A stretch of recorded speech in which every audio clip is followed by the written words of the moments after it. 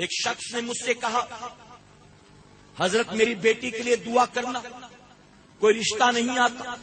میں نے کہا کتنی عمر ہے آپ کی بیٹی؟ جواب دیا چھوٹی والی 28 سال کی، اس سے بڑی جو ہے 32 سال کی، اس سے بڑی جو ہے 35 سال کی۔ حضرت دعا کرنا۔ میں نے کہا بیٹیوں کی اتنی عمر ہونے کے بعد تجھے خیال آیا؟ اب تجھے خیال آیا کہ ان کی شادی ہونی چاہیے؟ پہلے رشتے کیوں نہیں ڈھونڈے؟ پہلے بھاگ دوڑ کیوں نہیں کی؟ ہاتھ پیر کیوں نہیں مارا؟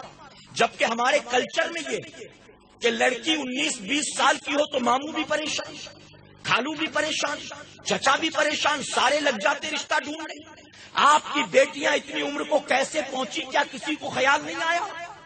تو باپ شرمندگی کے ساتھ جواب دیتا ہے نہیں حضرت ایسی بات نہیں ہے، دراصل رشتے آئے تھے، ایک ایک بیٹی کے لیے 5-5 6-6 رشتے آئے تھے، لیکن ہم انتظار میں بیٹھے تھے اور اچھا آ جائے، اور اچھا آ جائے، اور اچھا آ جائے، اور نتیجہ یہ ہوا اب رشتے آنے بند ہو گئے۔ اب پریشان ہے کہ کوئی بھی مل جائے، بس سنی ہو، کماتا کھاتا ہو، ہم کرا دیں گے، بس اتنا ہو کہ ہاتھ پیر تندرست و توانا ہو، اتنا ہو کہ ہماری بیٹی کو سر پر چھت دے سکتا ہو، اتنا ہو کہ ہماری بیٹی کو کھلا پلا سکتا ہو، اب کوئی بھی مل جائے تو ہم کرنے کو تیار ہیں۔ میں نے اس سے کہا اے مسلمان کیا تجھے خیال نہیں ہے؟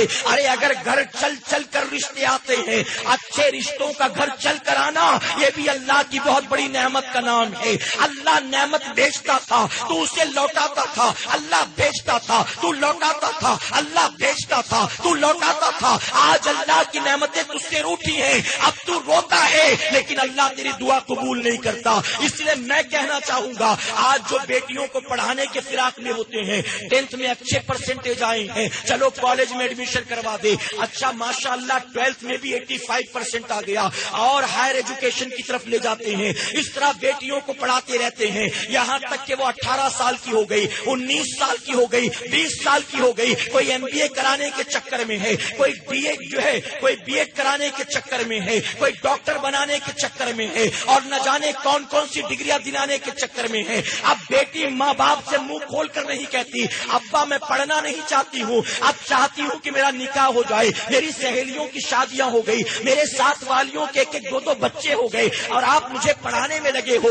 بیٹی منہ کھول کر کہتی نہیں ہے اور ماں باپ سوچتے ہیں کہ اسے اور پڑھاؤ، یہ سمجھتے ہیں کہ جتنا زیادہ پڑھی لکھی ہوگی اتنا اچھا رشتہ آئے گا، اتنے دولت مند کا رشتہ آئے گا، اتنے ہائر ایجوکیشن والے آدمی کا رشتہ آئے گا، جبکہ نتیجہ یہ ہوتا ہے لڑکی ڈاکٹری کر لیتی ہے اس کی مناسب رشتہ نہیں آتا، لڑکی انجینئرنگ کر لیتی ہے مناسب رشتہ نہیں آتا۔ اے سرکار مدینہ علیہ الصلوۃ والتسلیم کے پیروانوں، اور جانتے ہو زندگی کے اس نازک موڑ پر جب لڑکی کو کسی دوست کی ضرورت ہوتی ہے، لڑکی کو کسی سہارے کی ضرورت ہوتی ہے، عمر کے ایک موڑ پر لڑکی چاہتی ہے کوئی میرا بھی ایسا ہو جس کے سامنے اپنے دل کو کھول کر رکھ سکوں، کوئی ایسا بھی ہو جو میری فیلنگ کو سمجھتا ہو، کوئی ایسا بھی جو ہو جو میرے چہرے کو دیکھ کر مجھے سمجھ جاتا ہو۔ میرے ماں باپ تو سمجھ نہیں پاتے، کاش کوئی مجھے ایسا مل جائے، کاش کوئی مجھے ایسا مل جائے۔ اور زندگی کے اس موڑ پر اگر کوئی شخص اس کی زندگی میں آتا ہے اور وہ آنے کے بعد اس کی تعریفیں کرتا ہے، اس کے قریب ہوتا ہے، اس سے دوستی کرتا ہے، تو اے مسلمانوں پھر لڑکی اس وقت مذہب نہیں دیکھتی، اس وقت لڑکی ذات پات نہیں دیکھتی۔ اور اکثر یہ ہو رہا ہے ہماری سوسائٹی میں،